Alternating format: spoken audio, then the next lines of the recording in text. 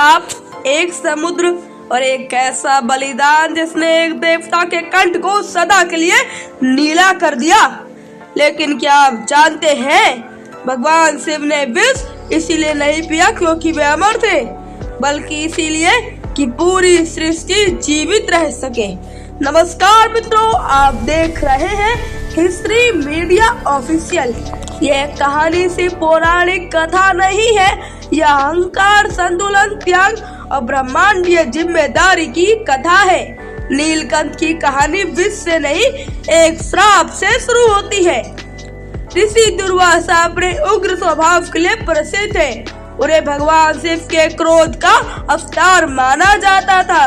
एक दिन तपस्या के बाद उन्होंने एक दिव्य पुष्पमाला देवराज इंद्र को दी। इंद्र ने अहंकार में उस माला को अपने हाथी ऐरावत के सिर पर रख दिया। हाथी ने माला जमीन पर गिरा दी।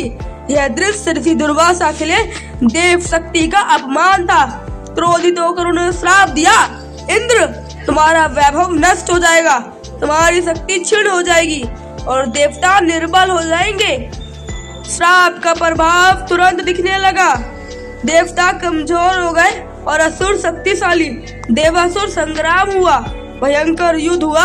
असुरों ने देवताओं को पराजित कर दिया और अमृत कलश छीन लिया। युद्ध के दौरान अमृत समुद्र में जा गिरा। पराजित देवता भगवान विष्णु के पास पहुँचे। अब सुनो मित्रों, मैं सुनाता हूँ समुद्र मंथन की योजना। विष्णु ने कहा, समुद्र का मंथन करो, असुरों के साथ मिलकर ही सही। मंदराचल पर्वत बना मथनी, वासुकी नाग बने रस्सी और भगवान विष्णु के कुर्म अवतार लेकर पर्वत को सहारा दिया। यहीं से शुरू हुआ समुद्र मंथन। मित्रों, कुर्म अवतार की पूरी कहानी मैंने अपने चैनल पर डाल रखी है।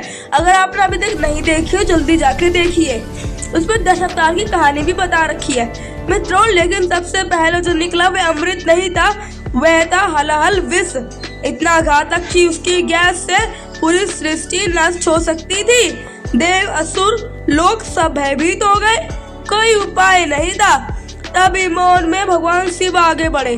बिना भय, बिना सोच, बिना स्वार्थ उन्होंने पूरा विष पी लिया। माता पार्वती ने तुरंत उनका कंठ थाम लिया ताकि विष शरीर में ना फैले। विष उनके गले में ही रुक गया।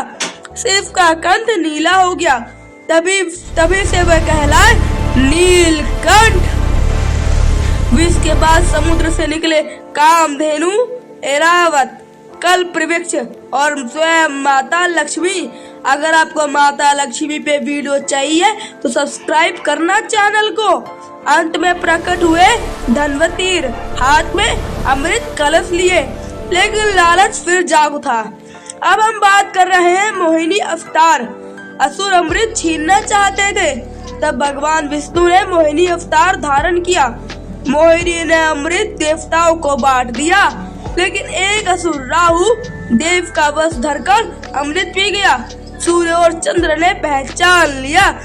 विष्णु ने राहु का सिर काट दिया। अमृत के कारण राहु और केतु अमर हो गए और यही ग्रहण का कारण बने। देवताओं ने असुरों को देवताओं की विजय, स्वर्गलोक फिर चमकता हुआ। इंद्र सिंहासन पर, शांति और संतुलन आया। इंद्रलोक फिर से वैभवशाली हुआ। ब्रह्मांड में संतुलन फिर से लौटा। मित्रों, श्रावण मास भगवान शिव के त्याग को समर्पित है। कुंभ मेला उन स्थानों पर लगता है जहाँ अमृत की बूंदें गिरी थी।